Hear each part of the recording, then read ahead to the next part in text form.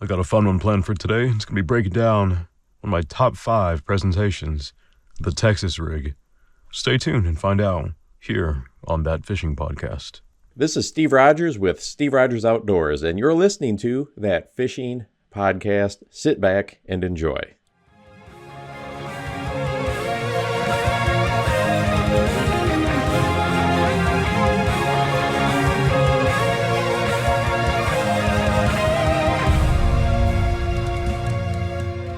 Yo, how's it going, everybody? Thanks for joining me today for episode 1.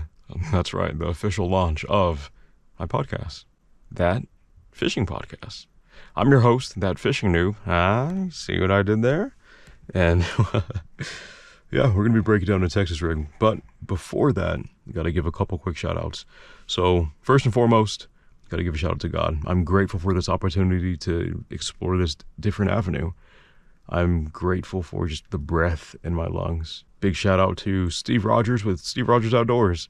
Guys, if you're not familiar with his channel, do yourself a huge favor and swing over there and check it out. He has a huge library of all things fishing related, whether it's different presentations to what do these presentations look like underneath the surface, and then what do these presentations sound like underneath the water surface.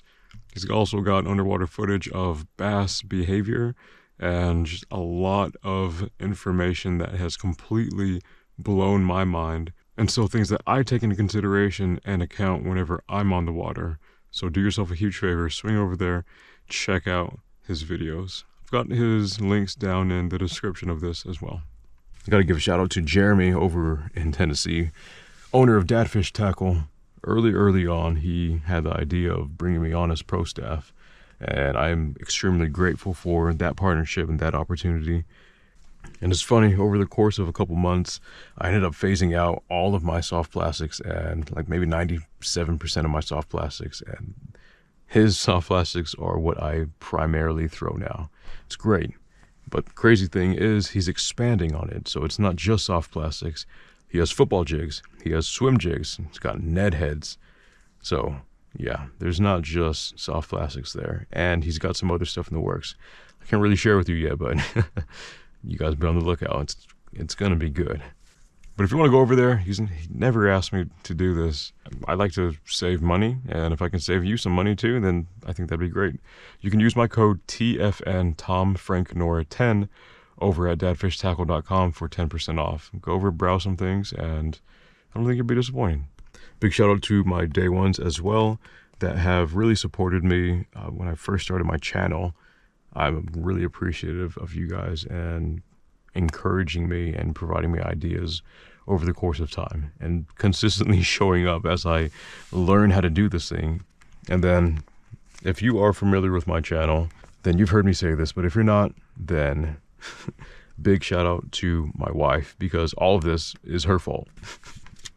The whole reason why I got into fishing is all on her. It was her idea.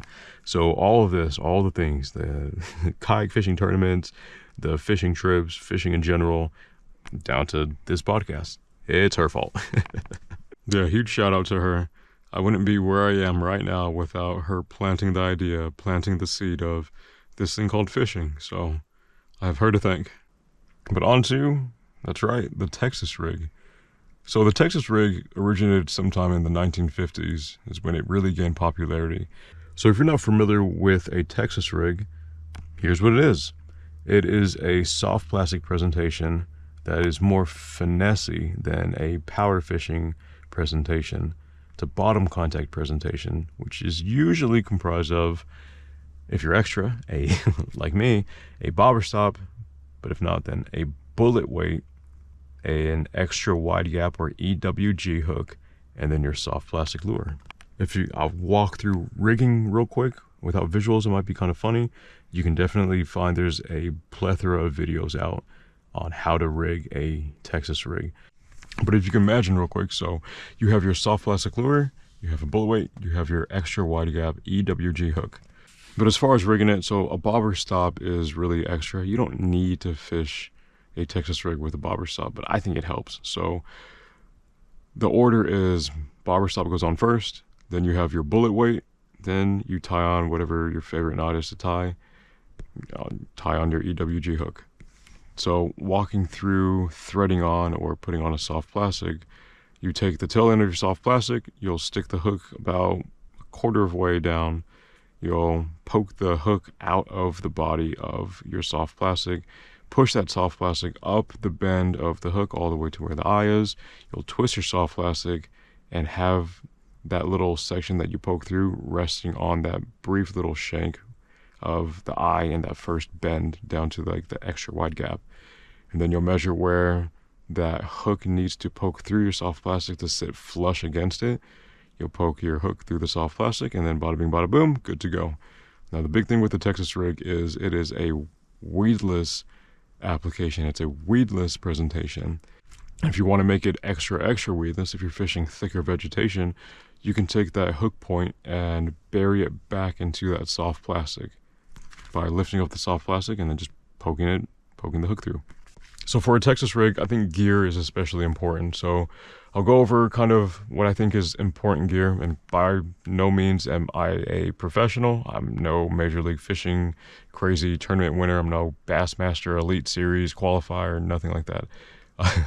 I'm just some dude that really likes bass fishing, and I, like you probably, have gone through and watched lots of videos, and I tune into podcasts, and I'm just hungry for information and hungry on how to get better. So hopefully this helps you too. So gear wise, if you had to pick between like splurging money on gear, I would recommend that you splurge your money on a sensitive and high quality rod.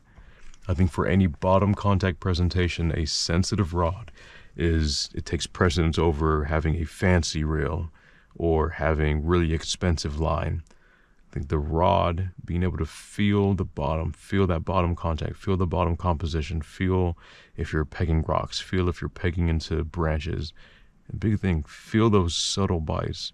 I think that is where I would recommend you spend the most money on. But it doesn't mean that you need to spend, $250 on a really sensitive rod, because here's the funny thing. So when I first started fishing a Texas rig and it started making sense, my exact setup was a 7-foot medium heavy ugly stick elite with a Shimano SLX-DC 30-pound braid, FG knot to, I believe it was like 14-pound fluorocarbon.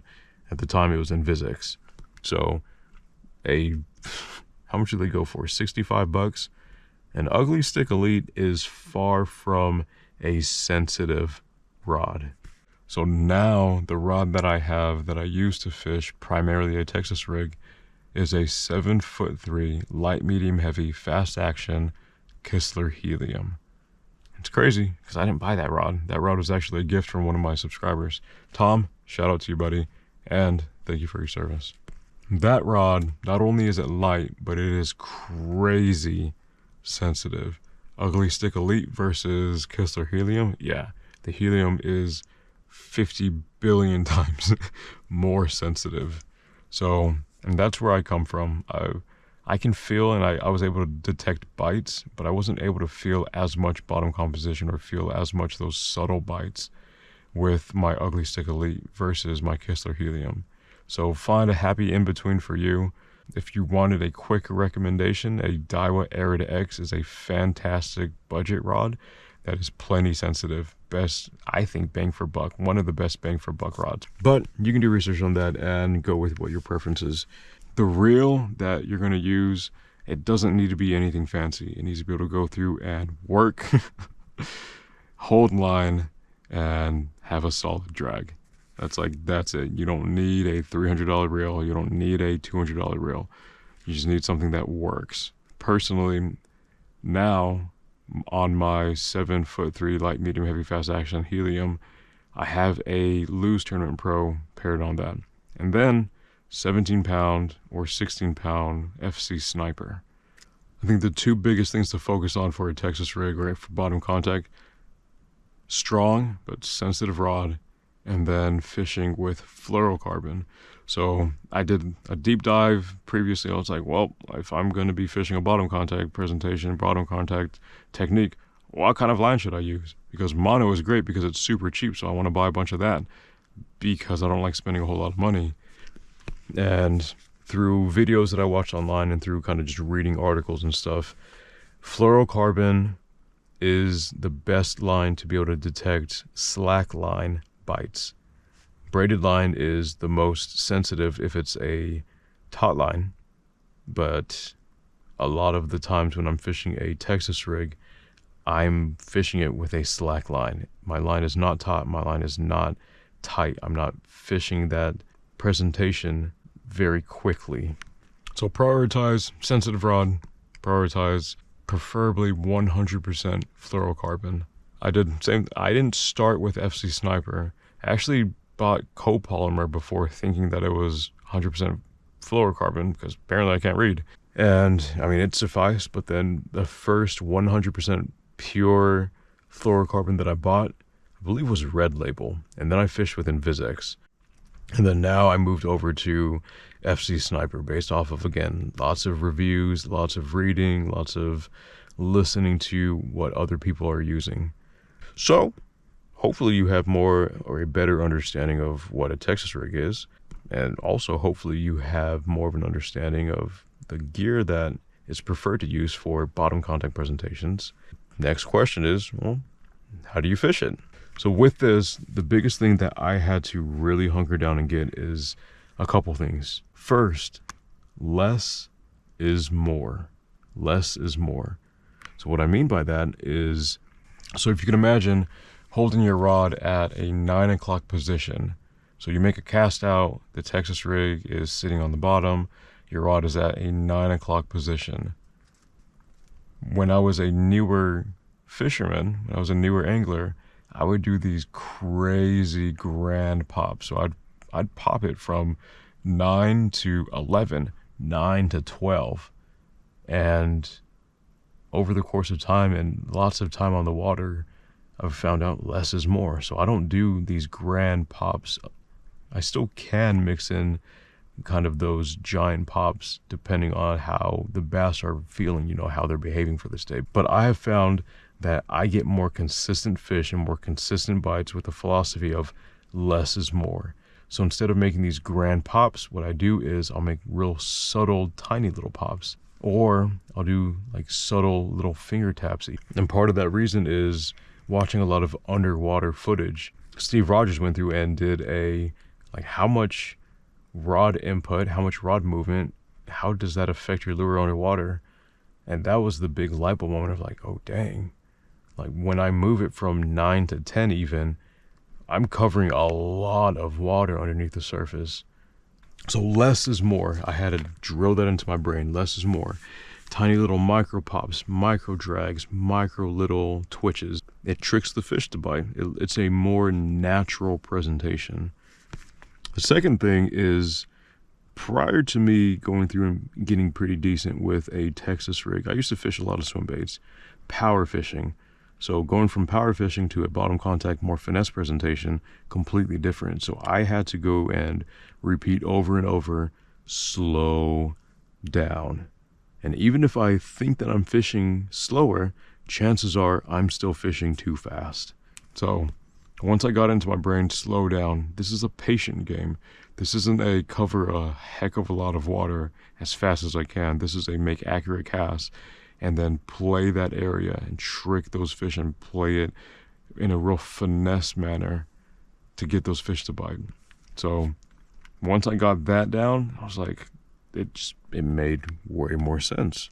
So after you make a cast out, instead of going through and having these grand pops, 9 to 11, 9 to 10, try going through and having micro pops, just tiny little twitches on a slack line, like a slightly slack line, tiny little twitches, and then pause. So if you're fishing, a craw and it has appendages, you go through, you'll pop it maybe slightly up off of the bottom, or you'll pop it slightly to where it's oriented maybe 45 degrees, maybe 60 degrees to the bottom, and then you just pause. And in that pause is when the magic happens, I think, because those appendages after that pop are slowly fluttering. They're kind of just doing their thing, their buoyant thing underneath the surface of the water. And that, a lot of the times, is what tricks a fish, it tricks a bass to bite it, because it looks so natural. And then two, so if, let's say, for example, you make a cast out and you know that, there's a nice mud bottom and there's some vegetation around.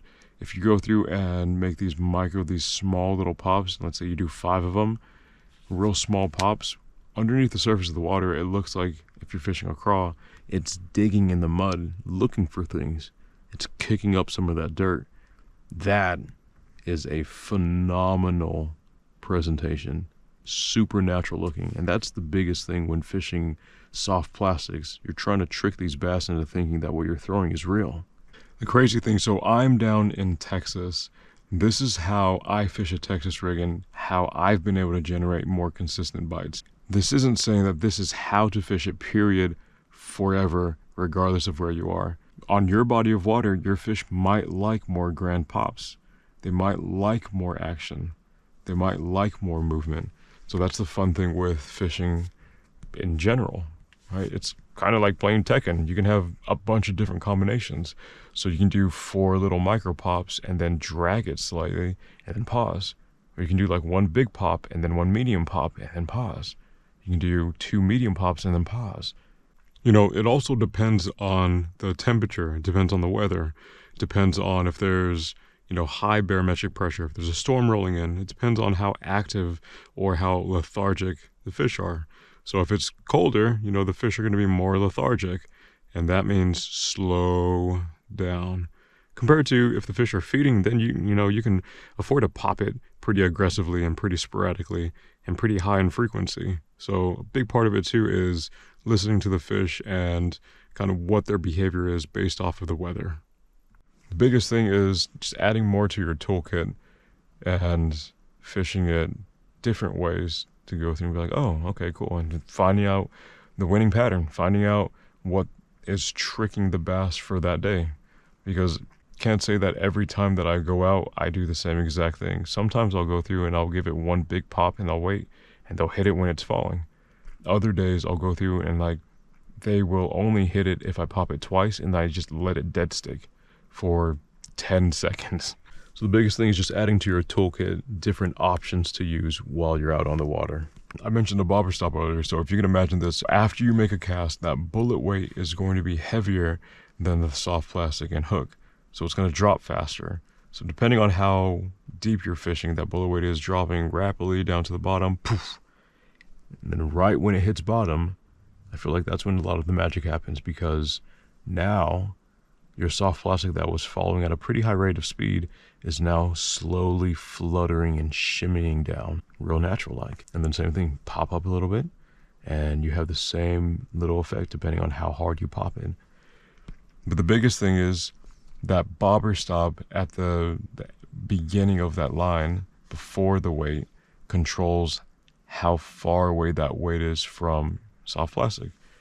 So I generally have my bobber stop 6 inches or so above the eye of the hook.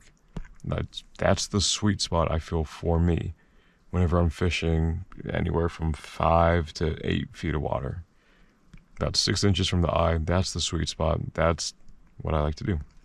There have been times if I want to have it fall straight to the bottom and not have any kind of shimming and really just work only on the bottom. Let's say if I'm working rocks, I'll peg that bullet weight all the way down to the eye of the hook, so that bullet weight can't slide up my line anymore. Biggest reminder, less is more, and slow down. Don't work it like a power fishing technique, because it's not. It's a bottom contact technique. It's a patient man's game. Keep that in mind. The next question is, where do you fish it? The fun thing about a Texas rig, it is incredibly versatile. So you can fish it in light vegetation. You can fish it in riprap. You can fish it on pea gravel. You can fish it around submerged timber. You can fish it around docks. You can fish it around laydowns. You can fish it around trees. You can fish it super shallow up smack close to the bank. You can fish it in all of those different areas. The most consistent bites that I've gotten is whenever I throw it either just in front of vegetation or into that vegetation, but it's not like thick vegetation. It's like light grass or like a little mat. And then same thing, bottom contact, letting it sit, letting it fall, doing its magic, shimmying down, waiting, feeling, giving it small input, less is more, and then hopefully see if there's a fish. The biggest thing I've found is I don't cover a whole lot of water with where I'm fishing. I try to make accurate casts to where I believe a fish is held up, a fish is kind of waiting to ambush something. So like the anomalies in vegetation or like around a laydown, I'm making as close of a cast to that laydown as I can, and I'll work, let's say, if I'm facing a laydown, I'll work parallel to it, or I'll work that laydown and, maybe from a 30-degree angle. And then typically I only work maybe 5 feet back from where I initially casted to. So if a bass doesn't hit it on the drop, if a bass doesn't hit it on my first initial little micro pops, I'm not working, personally, I don't work that Texas rig all the way back to the boat.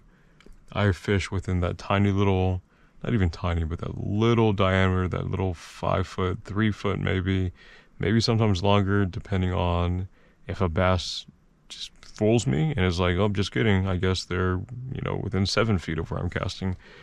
I generally fish around 5 feet, and then if I don't get hit, then retrieve back in and make another accurate cast to where I believe is another spot that might hold a fish, and then continuing that throughout the day. If I'm fishing docks, I'll go through and make a cast just beyond on the other side of the dock, and then peel out line, let it sink all the way down, and then give it a couple pops, work it that way. It's really versatile. You can fish it around a lot of things, and because it's weedless, it just pops up and over things. It doesn't get hung up, which is the fantastic thing. I think before, because I used to fish with an exposed hook on a paddle tail, I was like, I can't fish it really around, thicker vegetation or grass because my hook's gonna get fouled up.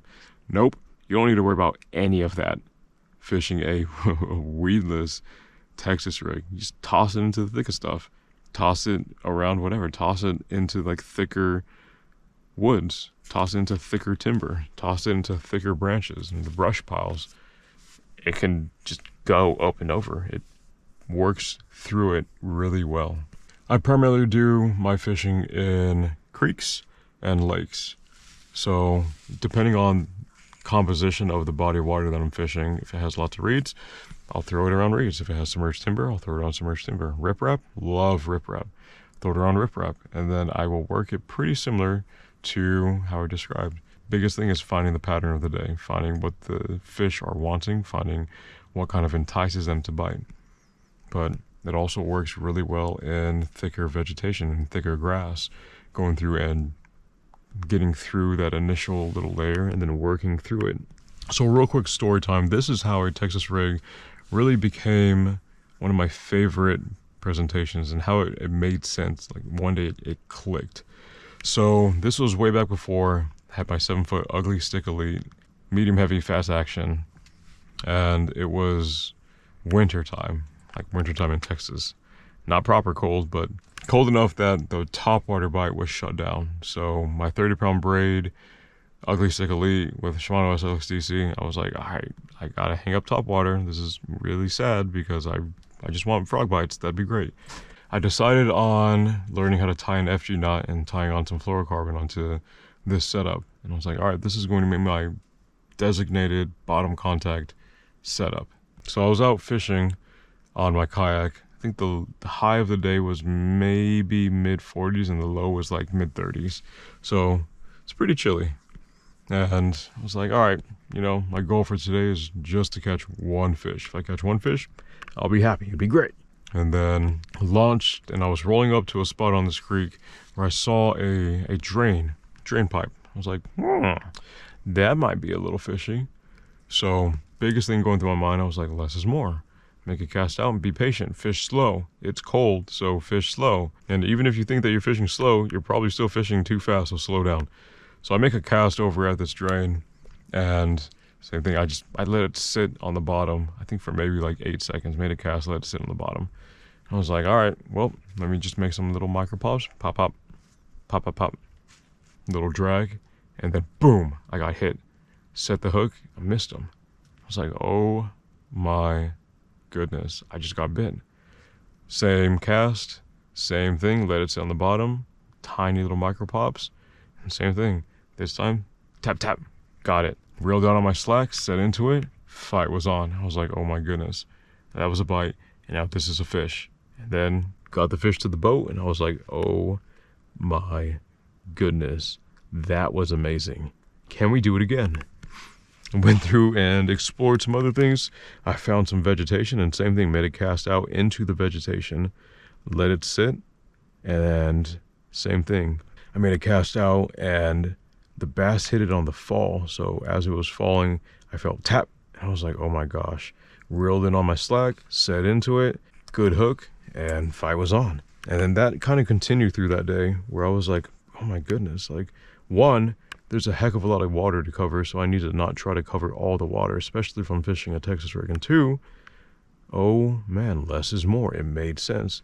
So I started targeting specific areas. It was cold, so I started targeting any kind of timber that I saw, and they were there. And through that kind of rinse, wash, and repeat of make a cast out, be patient, let it sit, let it do its magic. Real micro pops, real subtle pops, real finessey pops.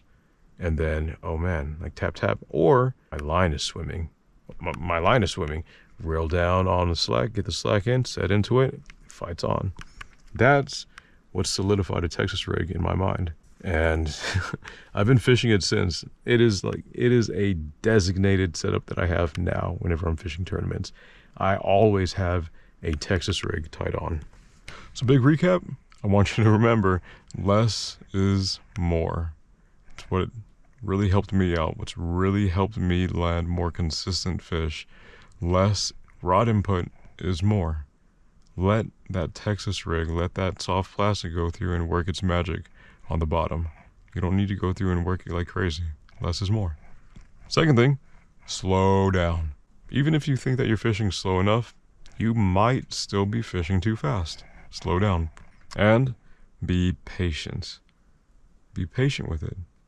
A Texas rig to me is not cover a crazy amount of water.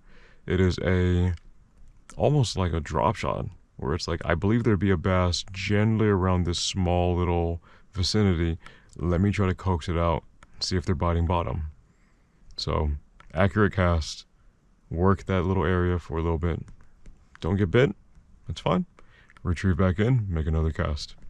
Take into consideration your gear. Find yourself a sensitive rod, and then get some fluorocarbon. Hopefully, if you're a newer angler and looking to go through and expand on your different presentations to throw, hopefully this helps you out. And so let me know if it helps you catch, especially your first bass. That would be super duper sweet. That would be awesome. I'd appreciate that if you let me know. I'd be like, heck yeah. But thank you for your time. Thank you for swinging by. I appreciate it. But that'll be it for this one. I hope that you are able to go fishing. And if you are fishing, I hope that you're able to catch a big one. But I'll catch you on the next one. Tight lines. God bless.